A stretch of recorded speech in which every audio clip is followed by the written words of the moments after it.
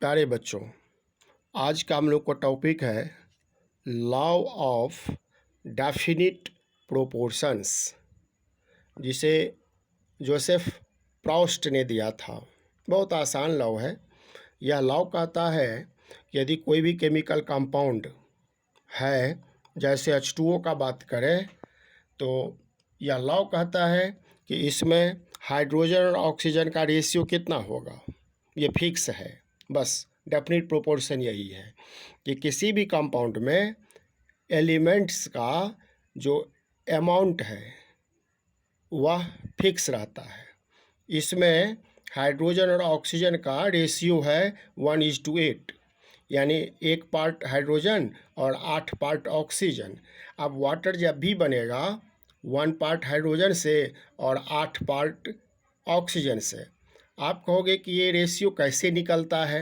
तो ये रेशियो निकलता है, हाइड्रोजन का एटॉमिक मास होता है 1, उसको 2 से मल्टीप्लाई कर दीजिए तो 2 हो गया, और ऑक्सीजन का एटॉमिक मास होता है 16, तो ये हो गया। दोनों को कैंसिल कर दीजिए तो 1:8, तो यही रेशियो 1:8 हो गया। तो किसी भी कंपाउंड में एलिमेंट्स का रेशियो फिक्स होता है, यही है डेफिनेट प्रोपोर्शन। इसको कहेगा कि हमको परसेंटेज में चाहिए कि वाटर में कितना परसेंट हाइड्रोजन है और कितना परसेंट ऑक्सीजन है, तो इससे हम लोग परसेंटेज भी निकाल सकते हैं। परसेंटेज, हाइड्रोजन का परसेंटेज निकालना है तो हाइड्रोजन का परसेंट निकालना है तो हाइड्रोजन का 1 पार्ट है तो 1 को ऊपर में लिख दीजिए, टोटल को ऐड, दोनों को ऐड कर दीजिए तो 9 हो गया, इंटू 100 कर दीजिए। तो ये लगभग 11, पूरा नहीं, लगभग 11% हाइड्रोजन है। क्लियर हो गया। अब हाइड्रोजन है 11%, तो ऑक्सीजन कितना होगा? तो 100 से 11 को माइनस कर दीजिए, तो ऑक्सीजन का जो परसेंट होगा वह 89% होगा, क्योंकि 11% तो हाइड्रोजन हो गया, तो 100 से 11 को माइनस कर देंगे तो बच गया 89% ऑक्सीजन हो गया। या परसेंटेज आप निकाल सकते हैं 8/, जैसे हाइड्रोजन के लिए 1 लिख दिए तो ऑक्सीजन के लिए 8 लिख देंगे, 8/9 इंटू 100 लगभग 89 होगा। तो चाहे हम ये देखें, रेशियो देखें तो फिक्स्ड है। वाटर में अमाउंट कितना हाइड्रोजन का चाहिए, कितना ऑक्सीजन का चाहिए, ये भी फिक्स्ड है। परसेंटेज में देखना है तो 11% इसमें हाइड्रोजन है और 89% ऑक्सीजन है। ये सब मास है, वजन, वेट के हिसाब से ये सब है, वॉल्यूम से के हिसाब से नहीं, वो अलग मैटर है। अब इसमें इसी के आधार पर यदि हम कहें कि आपको डेफिनिट प्रोपोर्शन का एक डेफिनीशन तैयार करना है तो बहुत आसानी से डेफिनीशन तैयार हो जाएगा। तो डेफिनीशन क्या होगा कि इसका हम लोग एग्जांपल लेते हैं कि एक केमिकल कंपाउंड, देखिए केमिकल कंपाउंड है, a chemical compound is always made up of the same elements, यानी वाटर जब भी बनेगा हाइड्रोजन और ऑक्सीजन से ही बनेगा। अब इसमें दूसरे एलिमेंट हम यूज नहीं कर सकते। कोई कहेगा कि हम वाटर जो है दूसरे एलिमेंट से हम तैयार कर लेंगे, टेस्ट वैसा ही होगा, कलर वैसा ही कलरलेस होगा, उसमें स्मेल नहीं होगा और वह वाटर जैसा काम करेगा, तो यह पॉसिबल नहीं है। वाटर बनाने के लिए हमेशा हमको हाइड्रोजन और ऑक्सीजन ही चाहिए। तो इसीलिए कहते हैं डेफिनेशन में कि a chemical compound is always made up of same elements and combined together in a definite proportion। बस यही डेफिनेशन है। तो इसको हम लोग यदि लिखेंगे तो ये हो जाएगा, ये होगा a chemical compound is always made up of the same elements combined together in a definite, या फिक्स्ड कहिए, in a definite in a definite proportion by mass.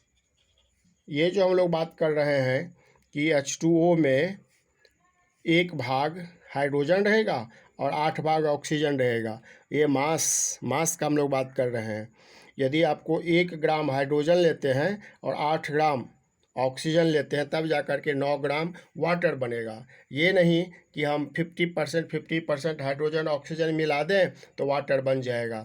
Percentage में आप देख लिए कि 11% हाइड्रोजन चाहिए और 89% ऑक्सीजन चाहिए, तब जा कर के H2O बनेगा। NCERT बुक में एक एग्जाम्पल लिया है क्यूप्रिक कार्बोनेट का। क्यूप्रिक कार्बोनेट का फॉर्मूला होता है CuCO3, इसको कहते हैं क्यूप्रिक कार्बोनेट। तो क्यूप्रिक कार्बोनेट में NCERT में यदि हम लोग देखें क्यूप्रिक कार्बोनेट का तो परसेंटेज फिक्स कर दिया। कहा है कि क्यूप्रिक कार्बोनेट आप नेचुरल सैंपल लीजिए, नेचुरल जो अवेलेबल है वह लीजिए, या सिंथेटिक सैंपल आप लीजिए। परसेंटेज फिक्स है। परसेंटेज क्या है कि कॉपर का परसेंटेज रहेगा 51.35%। इसमें कॉपर का हमेशा परसेंटेज यही रहेगा। कार्बन का परसेंटेज रहेगा 9.74% रहेगा और ऑक्सीजन का परसेंटेज रहेगा 38.91% रहेगा। यानी इस सब का परसेंटेज फिक्स कर दिया कि जब भी क्यूप्रिक कार्बोनेट बनेगा तो कॉपर इतना परसेंट रहता है, उसमें कार्बन इतना परसेंट रहता है और ऑक्सीजन इतना परसेंट रहता है। अब ये परसेंटेज कैसे निकालते हैं, या एक हम छोटा सा एग्जाम्पल वाटर का लेकर बता चुके हैं और आगे भी टॉपिक है परसेंटेज कंपोजिशन निकालने का। जब आप परसेंटेज कंपोजिशन पढ़िएगा तो आसानी से पता चल जाएगा कि क्यूप्रिक कार्बोनेट में कॉपर का कितना परसेंट है, वैसे जैसे वाटर में निकाले हैं इसी तरह। लेकिन ये बहुत लेंदी, पढ़ने की ज़रूरत नहीं है। डेफिनिट प्रोपोर्शन नाम से बिल्कुल क्लियर है। NCERT किताब पढ़िए, खूब पढ़िए, NCERT को बार बार पढ़िए, बहुत बढ़िया दिया है। डेफिनिट प्रोपोर्शन यानी किसी भी केमिकल कंपाउंड में जो उसके एलिमेंट्स होता है, एलिमेंट्स का अमाउंट फिक्स होता है। तो ये मेन लाइन इसका ये है, in a definite proportion by mass a chemical compound is always made up of the same elements combined together in a definite proportion by mass। इसमें एक लाइन और जोड़ सकते हैं, रिगार्डलेस ऑफ सोर्सेस का मतलब हुआ जो जिस केमिकल कंपाउंड का हम बात कर रहे हैं वह केमिकल कंपाउंड बना कैसे, आप वह उसको कहाँ से कलेक्ट किए।